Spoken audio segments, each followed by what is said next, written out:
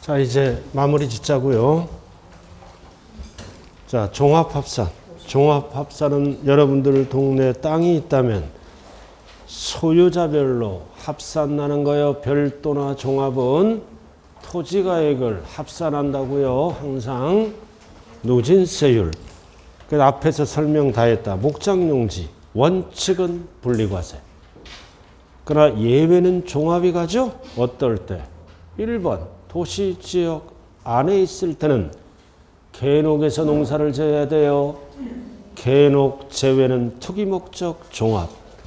그리고 기준면적 초과는 무조건 종합이네요. 그 다음 임야. 원칙은 종합합산. 그러나 개인법이. 그러나 예외는 분리과세도 있죠. 뭐 종중소유 임야라든가 공익목적, 즉 산림보호 목적 등등등 여러 가지가 있었어요. 자, 공장용지도 원칙이 분리과세예요. 그러나 예외는 별도 합산. 어디에 있을 때? 시, 주거지역, 상업지역, 기준면적까지. 이거 공장용지예요. 시에 있을 때는 조심해야 돼요. 별도 합산. 공장용지, 시, 주상록에 있을 때 별도 합산이라고요. 군이 아니라 시. 그래서 공장용지는 이거 시를 얘기하는 거예요. 별도 합산. 초과는 무조건 종합. 그 다음 일반 건축물은 원칙이 별도. 그러나 초과는 종합. 무허가도 종합. 중요한 거는 3번이네. 2% 미달. 2% 미달. 그래서 바닥면적 제외는 어디로 간다? 종합. 그럼 바닥면적은 어디로 가요? 별도. 바닥면적 제외 2% 미달. 앞에 거 설명한 거를 압축해서 설명하는 거예요, 지금. 그 다음 나대지나 잡종지는 전부 종합으로 간다.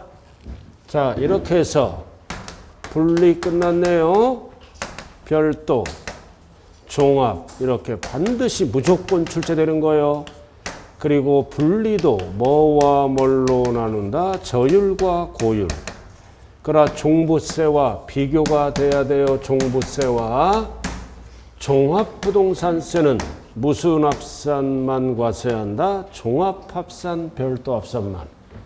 항상 재산세와 종합부동산세를 비교해야 된다고요. 재산세는 다 이걸로 다 과세해요. 재산세는. 그러나 종부세는 분리를 과세 안 해요. 왜 저율은 과세 안 해? 생산 목적이니까. 왜 고율 과세 안 해? 몇 프로짜리? 4%짜리는 재산세에서 끝나는 거야. 중과세니까. 종합부동산세는 별도 합산, 종합합산만 종부세로 넘어간다고요. 그래서 분리는 재산세에서 끝난다. 딱 비교가 돼야 됩니다.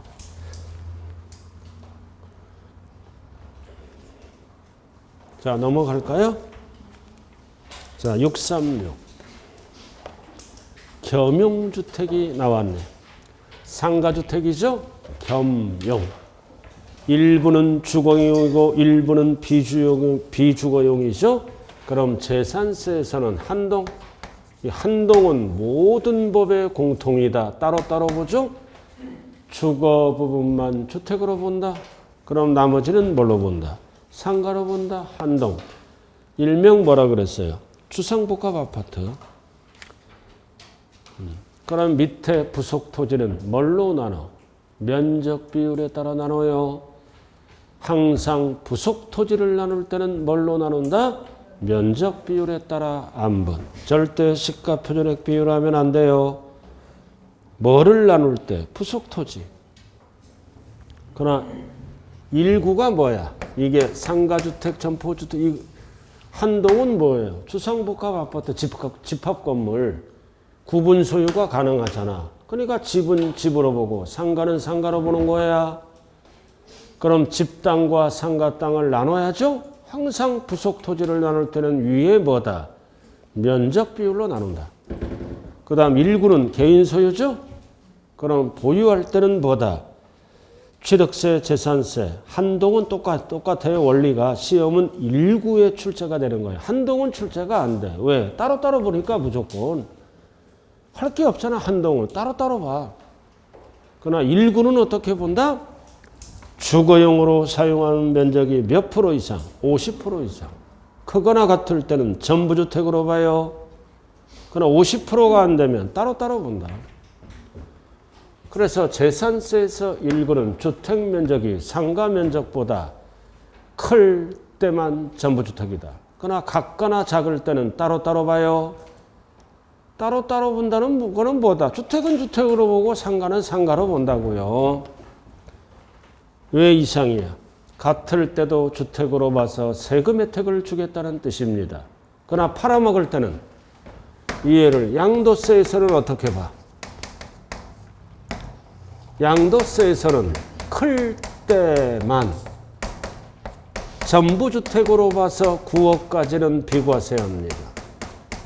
재산세에서는 세금 혜택을 주기 위해서 크거나 같을 때는 전부주택 50% 이상. 이 상가주택을 팔 때는 클 때만 전부주택이에요.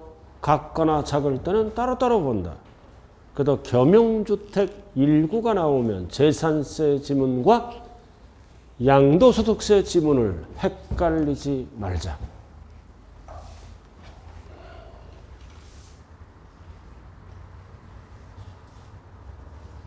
자, 그 다음 주택의 부속토지의 범위.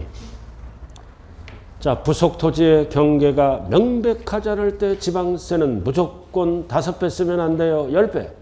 20배 하면 안 돼요. 숫자가 나오면 옆에를 봐야 돼요. 연면적의 10배가 아니라 바닥면적 10배. 연면적에 속지 말자. 10배까지를 부속토지로 본다. 자, 다가구, 다세대가 아니라 다가구야, 다가구. 다가구는 세법에서는 뭐다? 공동주택으로 봅니다. 세금 혜택을 주기 위해서. 그래서 분리된 부부를 몇 개로 본다? 일구의 주택으로 본다. 원룸이 9개야. 그럼 9개로 보는 거야. 9개 분리된 부분. 그럼 땅도 9개로 나눠야지. 또 나왔잖아. 원룸이 9개면 다 분리됐잖아. 그럼 땅을 나눌 때는 항상 뭘로 나눠라? 면적, 비율에 따라 나눠라. 항상 부속 토지를 나눌 때는 면적 비율이에요. 뭐에 속지 말자? 시가 표준액 비율에 속지 말자. 그래서 부속 토지는 면적 비율이다. 그래서 세법은 세금 혜택을 주기 위해서 공동주택으로 봅니다. 단독주택으로 오면 세금이 많이 나와. 누진세율이니까. 그냥 무조건 외우는 거예요. 그냥 따라가는 거예요. 도대체가. 자, 3층짜리 다가구야. 이렇게 9개가 다 출입문이 별도로 돼 있잖아. 다. 그죠? 이렇게. 19. 하나로 보지 않는다 이거지. 하나로 보면 누진세율이죠. 세금이 많이 나와. 따로따로 계산하는 거야. 분리된 부분을 9번 계산해서 세금 액수를 합친다고요. 그럼 땅도 n분의 1로 나눠야지. 밑에 부속 토지는 무슨 비율로 나눠라? 면적 비율. 됐어요? 자, 이렇게 해서 과태대상이 끝났네. 끝났죠? 자, 토지는 뭘로 계산해? 토지분재산세로 박스. 뭐를 제외한?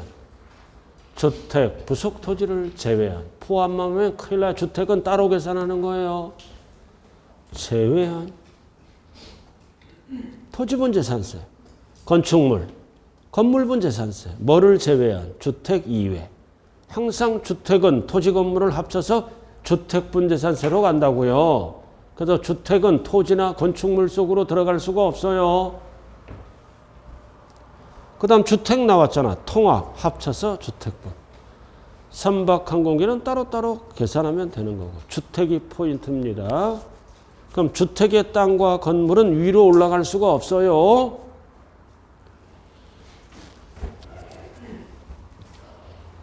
자, 그 다음 오늘의 마지막 납세 의무자. 납세 의무자로 들어가네요. 자, 재산세 납세 의무자는 하루 갖고 판단하죠? 6월 1일. 5글자로 뭐라 그런다? 과세 기준일 현재 공부상이 아니라 누가 내는 거다? 사실상 소유자다. 공부상 하면 안 돼요. 실질과세 원칙. 사실상 소유자가 납세 의무자가 된다고요. 그럼 사실상 소유자는 뭐를 갖고 따져? 잔금 기준. 등기가 빠를 때는 등기 기준으로 따지겠죠? 그럼 잔금이 끝났어. 6월 1일 실질 소유자라면 1년치 재산세를 내란 뜻입니다. 자, 근데 이 재산을 뭐 하고 있어? 공유. 공동 소유하죠? 그럼 공유할 때는 지분만큼 따로따로 계산합니다. 그래서 뭐라고 나왔어요? 공유는 지분에 해당하는 부분. 부분만큼 누가 납세 의무자가 된다? 지분, 권자. 큰 자 하면 안 돼요. 1인 하면 안 돼요. 그래서 부부간의 공동소유 아파트다. 지분만큼 고지서가 따로따로 날라온다고요. 지분. 근데 과로도 조심하라 그랬죠. 지분 표시가 없는 경우에는 지분이 균등한 걸로 본다. 본다와 보지 아니한다 헷갈리면 안 돼요. 본다. 그럼 이거 무슨 뜻이라고 그랬어요? 분할 등기를 안 한 거야. 분할 등기를 안 하면 지분 표시가 없지? 없더라도 공유는 무조건보다 지분 권자가 납세 의무자다. 자, 3번 별 딱 붙여. 주택 나왔잖아. 항상 세법은 주택인지 건물인지 상가인지 구분해서 주택이잖아. 소유자가 다르더라도 어떻게 계산한다? 토지 건물을 합산해서 밑줄 그어 산출소액을 계산한 거야. 주택이니까 1인 소유든 공동 소유든 소유자가 다르든 토지 건물을 합쳐서 뭐를 먼저 계산했다? 산출소액. 그럼 소유자가 다르니까 세금을 나눠야죠? 그럼 산출소액을 나눌 때는 면적 비율이 아니라 뭘로 나눈다? 시가 표준액 비율. 면적 비율은 부속 토지만 쓰는 거예요. 따라오고 계신가요? 이게 주택이야. 주택은 어떻게 계산해? 구분 계산 안 하죠? 건물가액과 토지가액을 무조건 어떻게 합산하여 통합하여 합산하여 뭐를 먼저 계산한다? 산출세액. 합쳐서 100만 원 나왔다고요. 1인 소유든 공동 소유든 소유자가 다르든 주택 그 자체는 합쳐서 계산해요. 그럼 건물은 값 거야. 땅은 을 거야. 소유자가 다르지? 그럼 값과 을로 100만 원을 나눠야 될 거 아니에요. 그럼 항상 세금을 나눌 때는 무슨 비율로 나눠라? 시가 표준액 비율로 안분. 면적 비율 하면 안 돼요. 그럼 이거 1번. 그럼 안분할 때는 무슨 비율로 나눠라? 이게 2번입니다. 그래서 산출세 앞에가 생략된 거예요. 건물가액과 토지가액을 합산해서 산출세액이 나왔다고요. 구분하여 그러면 안 돼요. 이게 생략된 거예요. 이게 생략된 거. 100만 원을 나눠야지 무슨 비율로? 시가 표준액 비율로 안분. 그 얘기라고요. 3번. 3번 출제된 거예요. 이거 절대 면적 비율하면 안 돼요. 시가 표준액 비율. 소유자에게 날아가고. 자, 그 다음 예외는 공부상 소유자다. 원칙은 누가 내는 거예요? 1년분을 사실상 소유자가 내는 거예요. 그리고 사실상 소유자와 공부상 소유자는 원래 똑같죠? 원래 똑같잖아요. 그죠? 내가 실질 주인이고 내가 등기부등본상 주인이라고요. 원래 똑같아. 내가 실질주인이고 내가 증명서 또는 등등등 원래 똑같아요. 다를 수가 있어. 다를 수가 있다. 실질주의는 갑이고 공부상주의는 을이야. 왜 달라요? 무슨 변동이 일어나? 소유권 변동. 무슨 뜻이다? 잔금이 끝났다라는 얘기예요. 소유권 변동, 잔금이 끝나면 누가 실질주의냐? 갑. 공부상주의는 을이에요. 근데 잔금이 끝났는데 매수자가 뭐를 안 해가? 등기를 안 해가. 이게 생략된 거야. 등기를 안 하가면 시청은 누구에게 고지서를 보내? 을에게. 을에게. 등기가 안 됐어. 등기가 안 됐다. 그럼 소유권 변동이 일어났죠? 그래서 신고하라. 실질주의를, 갑을. 그럼 누구에게 날라가? 갑. 근데 신고를 안 해. 등기가 잔금이 끝났는데도 신고를 안 하면 고지서가 누구에게 날라와? 을. 그래서 신고를 안 하면 을이 됩니다. 그래서 포인트가 뭐다? 신고를 하지 아니하여 사실상 소유자를 정부는 갑을 모르잖아. 그래서 매도자인 공부상 소유자에게 날라오는 거야. 신고하면 사실상, 신고를 안 하면 공부상 소유자가 답이 된다. 자, 그 다음 2번도 공부상이야. 자, 공부상은 누구 명의로 돼 있어? 미출고 개인 명의. 근데 사실상은 누구 재산이야? 종중재산이야. 근데 신고했어요, 안 했어요? 신고를 하지 아니하면 정부는 종중을 모르지? 그래도 공부상 소유자야. 만약에 신고하면 종중으로 바뀌고, 신고 안 하면 공부상 소유자라고요. 신고하면 종중으로 바뀌고, 그래서 신고 여부에 따라 달라져요. 그래서 공부상 소유자가 답이 될 때는 1번, 2번밖에 없어요. 나머지는 공부상 소유자를 쓸 수 있다, 없다? 없다. 이렇게. 자, 이번엔 사용자. 자, 사용자는 어떨 때만 답이 된다? 귀속이 분명하지 않을 때는 사용자로 가는 거예요. 귀속이 불분명했을 때 어떨 때다? 소송 중이거나 행방불명. 그럼 귀속이 누구 건지 불분명하죠? 그래서 세금을 빨리 걷기 위해서 그 재산을 사용하는 누구에게? 사용자. 그래서 사용자는 어떨 때만 답이 된다? 귀속이 분명하지 않을 때.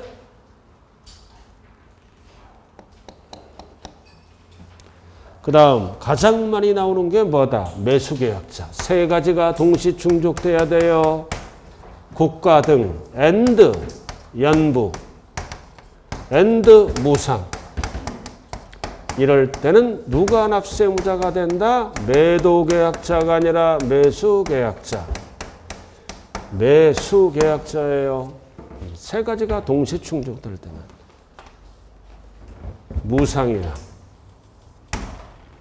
그럼 누구 거예요? 아직 잔금이 안 끝났어요. 잔금이 안 끝났는데 매수계약자가 무상사용권을 부여받았죠? 그래서 재산세 부과근거는 미래의 수익력입니다. 그럼 무상사용권을 부여받았으니까 이득은 누가 챙겨? 매수계약자지. 소유권은 누구 거야? 국가 거지만 법상 납세의무자는 매수계약자라고요. 세 가지가 동시 충족될 때만 이거를 쓰는 거예요. 하나라도 불충족되면 누가 납세의무자가 된다? 매도계약자. 만약에 유상이야. 그럼 매수계약자가 사용료를 주고 있죠? 그러면 뭘로 바뀌는 거야? 지문이. 국가 매도계약자로 바뀐다. 이렇게 유무상에 따라 달라지는 거예요. 국가 소유입니다, 지금. 자보관 세 가지가 동시 충족될 때만 매수계약자예요. 하나라도 불충족되면 매수계약자는 납부할 의무가 있다, 없다? 없다로 바뀌는 거예요. 이럴 때만 있다. 나머지는 매수계약자는 없다. 세 가지가 동시 충족될 때. 자, 그 다음 2번도 똑같잖아. 선수금, 국가. 잔금 전에 미리 받은 돈을 선수금이라고 해. 포인트는 뭐다? 무상이야. 무상. 국가 무상. 선수금은 연부라고 해석해요. 무상이니까 누가 납세 의무자다? 매수계약자. 매수계약자를 다르게 어떻게 얘기해요? 무상으로 받은 자. 이거를 뭐라 그래요? 매수계약자. 다만 누구랑 거래했어? 법인. 국가가 아니잖아. 그럼 법인이니까 매수계약자는 납부할 의무가 있다 없다? 없다. 이럴 때는 매도계약자인 법인. 세법에서 제일 쉬운 게 이거야.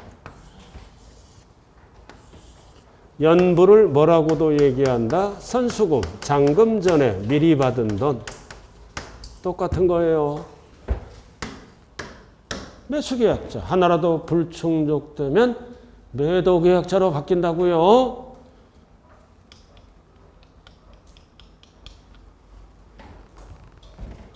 자, 읽어보면 돼. 자, 그 다음 4번 별 붙이고 이게 개정법이에요. 신탁법에 따른 신탁은 수탁자 명의로 등기됐죠. 올해부터는 실질 소유자인 누가 납세 의무자다. 위탁자. 절대 수탁자 하면 안 돼요. 위탁자. 수탁자 하면 안 된다고요. 개정법이에요, 이거. 자, 그 다음 5번은 뭐다? 주된 상속자.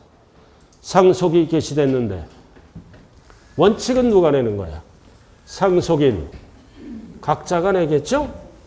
그럼 뭐도 안 됐어. 등기도 안 되고 신고도 안 되면 누구에게 고지서가 날아간다? 주된 상속자. 주된 상속자가 누구다? 상속 지분이 가장 높은 자. 그리고 높은 자가 2명 이상일 때는 누구에게 고지서가 날아간다? 연장자. 이거를 5글자로 줄여서 뭐라 그런다? 주된 상속자. 등기도 안 되고 신고도 안 됐다고요. 엔드 개념이에요. 하나라도 되면은 사실상 소유자인 상속인 각자에게 날아갑니다. 둘 다 안 됐을 때. 이런 경우 있을까요? 상속재산 분할 중에 있어요. 싸우느라고 분할이 지금 안 끝나니까 등기도 못하고 신고도 못하지? 엔드 개념이다. 그러나 하나라도 신고 또는 등기가 되면 상속인 각자에게 날아가요. 엔드 개념. 둘 다 안 됐을 때만. 그 다음 사업시행자는 어떤 땅? 채비지 버리지. 사업시행자와 관련된 땅이잖아. 절대 6번 지문은 종전의 토지 소유자 하면 안 돼요. 채비지 보류지는 사업시행자다. 종전의 토지 소유자에 속지 말자. 자, 7번 양수인. 한 방에 물어보네요. 한 방에 물어보잖아. 그래서 6월 1일까지 잔금이 끝나. 잔금이 끝나거나 등기하면 1년치 누가 낸다? 매수자. 6월 1일까지. 왜? 6월 1일 소유자니까. 그리고 6월 2일부터는 잔금이나 등기가 끝나면은 1년치 누가 낸다? 매도자. 그래서 6월 1일까지는 매수자. 6월 2일부터는 1년치 누가 낸다? 매도자. 자, 오늘 잔금이 끝났다. 누가 내요? 오늘 잔금이 끝나면 1년치 누가 내? 매수자가 내지. 오늘 며칠이에요? 그러니까 6월 1일 매수자 거지? 50%의 확률이 있어요. 안 분한다 그러면 지정신이 아니라고요. 한 사람이 다 내요. 그래서 나왔잖아, 그렇게. 과세 기준 일에 몇 월 며칠? 6월 1일. 당일날도 양도 양수가 되면 1년치 누가 낸다? 양수인. 가운데 숫자가 들어가는 거야, 숫자가. 그래서 6월 1일까지는 숫자가 들어간다고요. 2일부터는 여기 도자가 들어가고요. 양도인. 똑같은 거예요. 이건 할 수 있잖아, 솔직히. 그죠? 다른 거는 까먹더라도 이건 할 수 있는 거예요. 자, 그 다음 외국 소유. 내게 아니잖아. 그렇다 치더라도 법상 납세무자는 뭐다? 수입하는 자. 뭐를 수입해야 돼? 항공기 선박. 기계가 들어가면 안 돼요. 왜? 재산세 대상. 부동산은 수입 못하잖아. 항공기 선박. 외국인 소유지만 재산세 부과근거는 미래의 수익력이에요. 누가 수익을 챙겨? 수입하는 자. 자, 이렇게 해서 재산세, 납세무자가 끝났네요. 근데 뭐를 정리해야 돼? 종부세, 납세무자를 정리해야죠?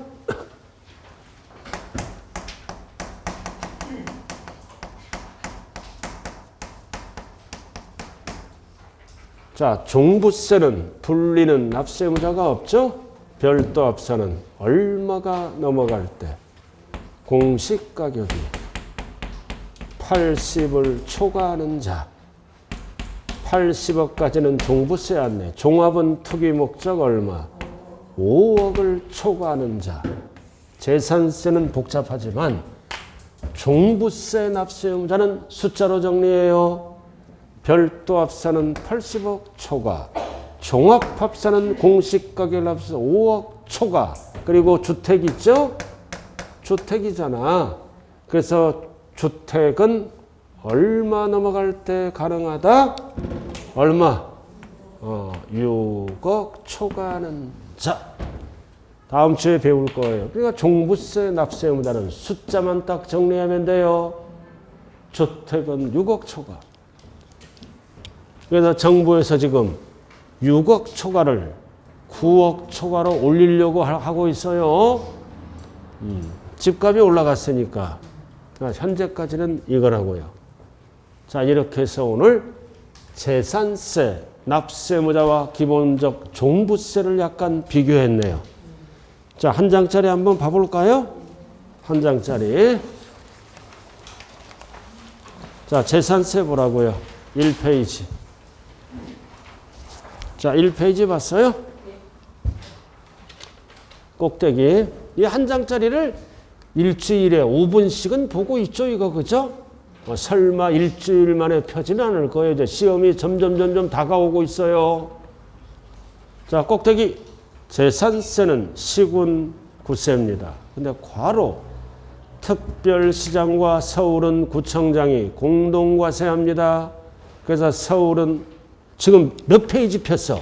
1페이지. 여기다 페이지를 못 받으면 빨간 걸로 1이라고 적어요.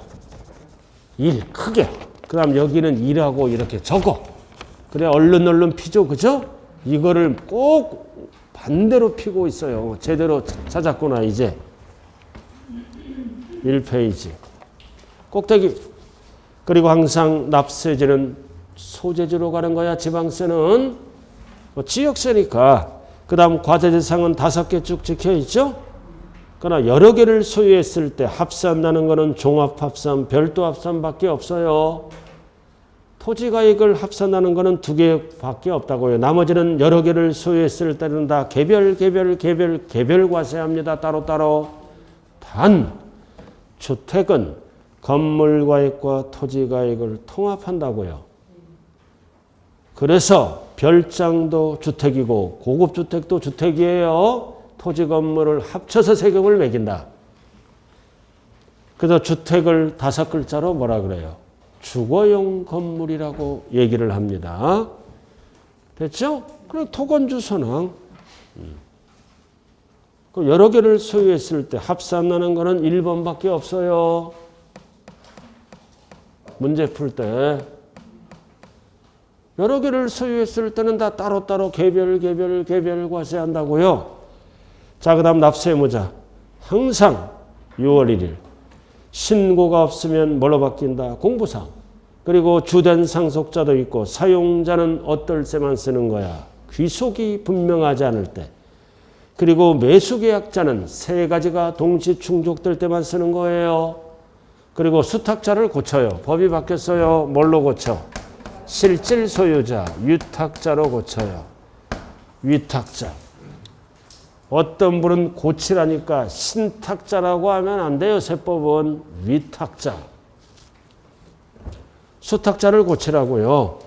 그리고 공유는 무조건 누가 납세무자가 된다? 집은 권자. 포인트만 잡았어요. 그리고 6월 1일까지 잔금이 끝나거나 등기가 끝나면 1년치 누가 낸다? 양수인. 6월 2일부터는 누가 낸다? 양도인이 낸다. 그리고 재산세는 여러 개를 소유했을 때 개별 과세하는 것도 있고 합산 과세하는 거는 두 가지밖에 없어요. 과로, 별도 합산, 종합 합산만. 이것만 합산한다고요? 여러 개를 물어봤을 때 주택을 여러 개 갖고 있으면 개별 과세예요. 상가를 여러 개 갖고 있으면 개별 과세한다고요. 자, 쭉 밑으로 내려와요. 기타 사항에 밑에서 두 번째 줄. 쭉 밑으로 내려왔어요. 기타 사항에. 자, 농지, 목장, 용지는 뭐를 따진다? 도시지역 안을 따져요. 두 가지는. 도시지역 안에 있을 때는 어디서 목장이나 농사를 해야 돼? 개농. 그러면 분리로 간다는 거예요. 기본 아우터라인이 개농. 그리고 주의하자 두 번째 줄. 공장용지가 시에 있을 때는 조심해야죠. 시에 있는데 주상록에서 공장을 하면 이거는 일반 건물로 본다 그랬어요. 그래서 기준 면적까지는 어디로 간다? 별도 합산으로 간다고요. 공장용지도 시 앤드 주상록은 별도 합산으로 가는 거예요. 기준 면적까지는 반드시 알아야 돼요. 공장용지 별도로 가는 것도 있다. 그래서 비과세 아까 얘기했잖아요. 통제보호구역. 거기 나와 제한이 아니라 통제보호구역은 비과세예요. 제한보호구역이 분리과세고. 그리고 밑에 자 2,000원 미만 이거를 뭐라 그래요? 소액징수면제. 왼쪽에 제목이에요. 미만이야 미만. 그리고 종부세는 물납할 수 있죠. 관할구역 안에 있는 거. 물납은 요건이 얼마 초과예요? 왼쪽에 나와 있잖아. 1000초과라고. 1000초과 물천지.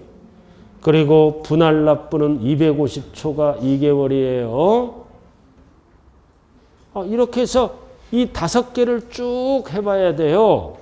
그리고 성립은 언제 한다? 6월 1일에 성립하고 and 결정할 때 뭐 된다? 확정된다. 왼쪽 성립 확정. 쭉 이렇게 오늘 여기까지 했네요. 여기까지. 그 다음 넘겨봐요. 이 페이지. 자, 가운데 재산세. 이 페이지. 재산세 나왔잖아. 취득세 5개 쭉 나와 있죠?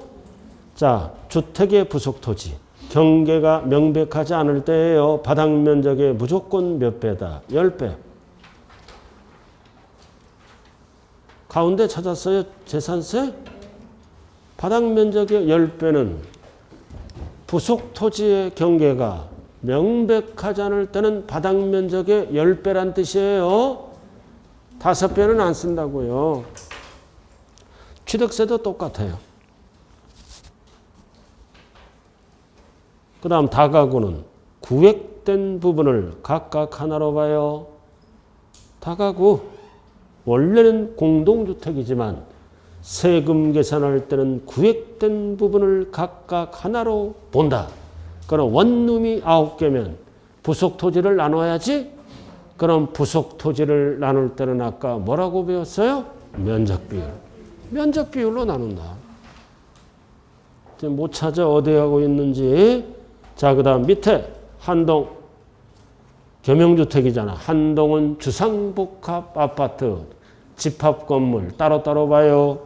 주거 부분만 주택으로 본다. 따로따로. 그러나 시험은 1구야. 몇 프로 이상? 50% 이상. 크거나 같을 때는 전부 주택으로 본다. 그러나 취득세는 따로따로 본다. 주거용 면적만 주택으로 보고 비주거용 면적은 비주택으로 본다. 그러니까 취득세는 고급 주택을 피하기 위해서 따로따로 봐요. 그러나 보유했을 때 1구는 50% 이상. 한글로 어떻게 풀어요? 크거나 같을 때는 전부 주택. 그러나 팔아먹을 때 봐요. 양도세. 팔아먹을 때 보라고요. 계명주택 나왔잖아요. 이건 다 일구를 얘기하는 거야. 한 동은 다 공통으로 쓰는 거고. 자, 양도세 팔아먹을 때는 어떻게? 주택 면적이 주택 이외의 면적보다 클 때만 전부주택이다. 그래서 클 때만 전부주택으로 봐서 비과세를 해주겠다는 뜻이에요. 그러나 같거나 작을 때는 뭐다? 따로따로 본다. 그 뜻이 되겠죠? 클 때만 팔아먹을 때는. 그러나 가지고 있을 때는 크거나 같을 때. 그래서 재산세와 양도세 1, 9 반드시 구분해야 돼요. 가지고 있을 때는 크거나 같을 때는 전부주택으로 본다고요. 50% 이상. 팔아먹을 때는 뭐다? 클 때만 전부주택이다. 왜 가지고 있을 때는 50%도 전부주택으로 봐? 주택으로 봐야 세금이 덜 나오지? 그러나 클 때 같을 때 전부주택. 그러나 팔아먹을 때는 왜 클 때만 전부주택으로 봐? 같거나 적을 때는 양도세 상가 부분은 과세하려고.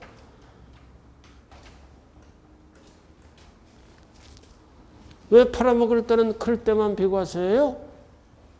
클 때만 비과세해 주려고. 같거나 작을 때는 상가를 과세하려고. 세금 거두려고. 그러나 재산세는 세금 혜택을 주려고 만든 법이야. 클 때도 전부주택, 같을 때도 전부주택으로 봐서 세금 혜택을 주겠다는 뜻입니다. 상가로 안 보고. 그래서 재산세의 일구, 양도소득세 아무런 말이 없으면 일구예요. 일구. 반드시 이렇게 구분을 해야 됩니다.